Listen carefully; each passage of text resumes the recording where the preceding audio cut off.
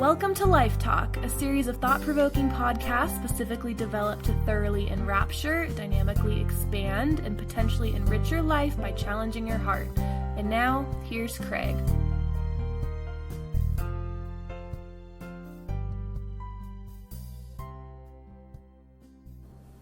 You know, the world is spinning out of control in ways that we once felt would only be experienced through fiction that would be penned by authors and portrayed by various screenwriters. The impossible, the absurd, the irresponsible, the irrational, and the improbable were certainly the stuff of intrigue and the stuff that made for a great book or a great movie, but it was not so much the stuff of reality. And yet today, we seem to be watching life become what we were convinced it could never become. We've watched lines crossed that we thought we had sufficient restraint never, ever to cross.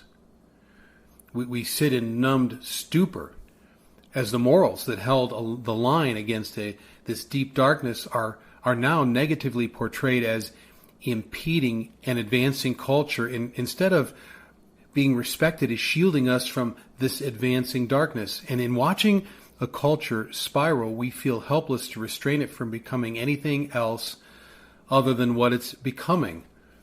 And as we sit and we watch these things play themselves out, we end up deferring them to various leaders who sit somewhere and rigorously pen legislative initiatives that tout the ability to restore an element of sanity by leveraging the weight of law. We hope that military power will take the precarious state of this world that we live in and hold everything in check through the assemblage of arms and military might. You know, we want to believe that the really rather syrupy platitudes that are pounded out on podiums of all kinds might actually hold within that discourse some life-changing nuggets that might actually make everything different. Or we want to believe that enough wealth will purchase the stability we can't create on our own, at least, or keep the bad at bay. And, you know, time and again, these empty tactics and these terribly typecast efforts drift off into the foggy backwaters of disappointment, leaving us sitting in a failed position, leaving us with confusion, leaving us disillusioned, leaving us with a rapidly accelerating hopelessness and likely a worsening situation. And subsequently, then we find ourselves standing before a world collapsing, doing little more than waiting for it to collapse upon us. In this accelerating chaos and this bewildering tumult that we're dealing with, you know, have we taken the time to consider that change, it really doesn't begin out there anyway? Are we willing to entertain the distinct and really rather painful possibility that we as individuals, that we have become complacent and that we've deferred to others the responsibility of building the kind of world that we all prefer to live in? And really, if there's any criticism to be leveled regarding the current state of affairs, have we considered that really it might be more appropriate to direct that criticism at ourselves rather than the people and the institutions that we have created to do our work for us? I think we'd be wise to realize that transformational change typically doesn't begin with leaders or legislation or military power or platitudes or wealth. Those things really contain and manage and coerce, but they typically don't transform, and that's really different. Management is not transformation. Although it's often heralded as being such, management's not transformation, rather it's containment. Containment coerces change, but it doesn't cultivate it.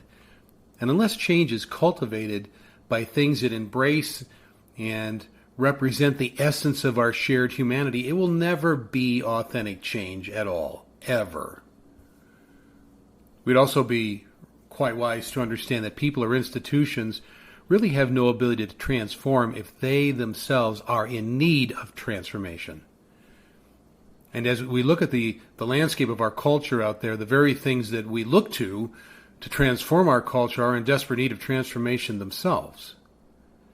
Yet, we sit waiting for them to do for the culture the very thing that they cannot do for themselves. And in the waiting, and all this waiting, we become increasingly jaded and venomedly angry because of the rather really ridiculous notion that individuals and entities that can't transform themselves should somehow be able to transform a culture that is in desperate need of transformation itself.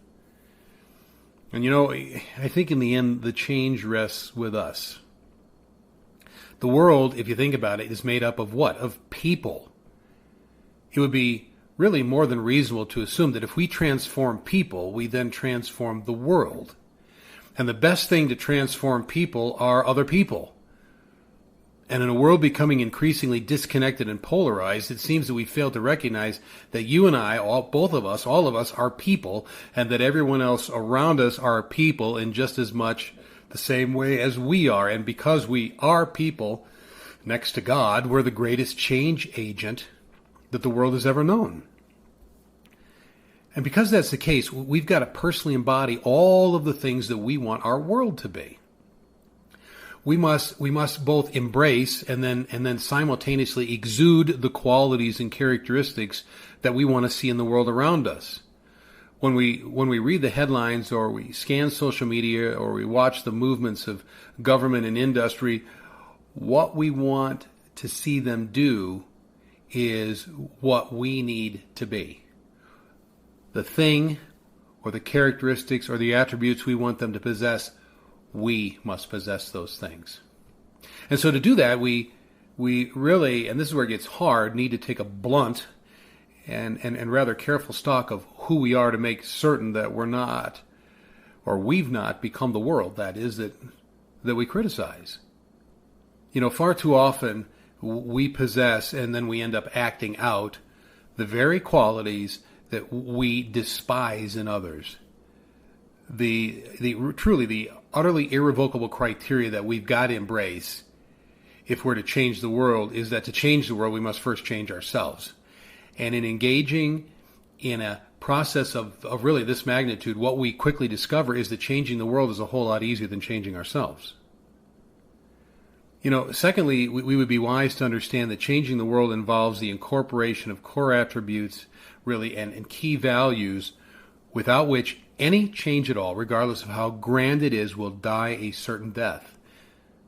And so this foundational change within ourselves must be one where we fearlessly adhere to timeless morals and values that demand that we do the right thing regardless of the cost incurred in doing that or the criticism we might suffer for doing that.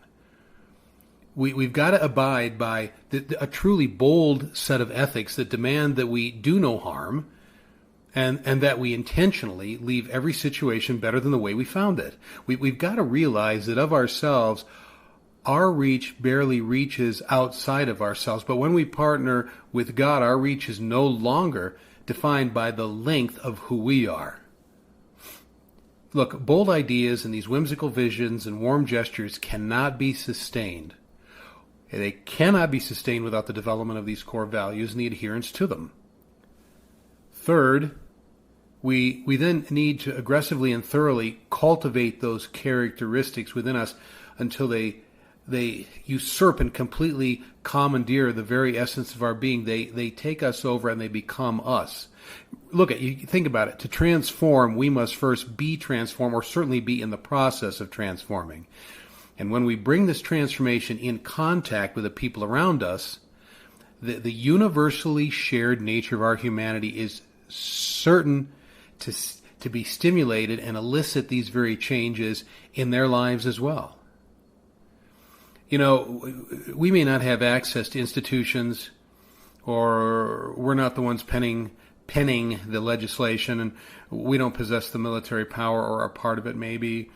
We're not involved in the writing of platitudes, and we may not have a lot of wealth. We may not have all that stuff, but here's what we do have. Every single one of us has access to people. Lots of people. And if each one of us touches one person each day, and if that touch is undergirded by a renewed set of morals restored, and if it's unashamedly guided by a bold collection of ethics, and if all that's given over to God, We need not worry about the state of the culture, because in those very actions of touching those very lives, we are dramatically and even radically transforming the state of the culture itself. And despite all that has failed us, in the end, we now have the distinct possibility, truly, the distinct possibility of creating the very world that we all desperately yearn for. And so to change a nation, to change a community, to change a family, you know what? All that begins with us. And I would encourage you to think about that today, to really incorporate that today, and make it a great day by virtue of the fact you're doing that, not only for you, but for your family, your community, and our nation. Thank you for joining us for Life Talk. For further information or additional resources, please visit www.craiglpc.com.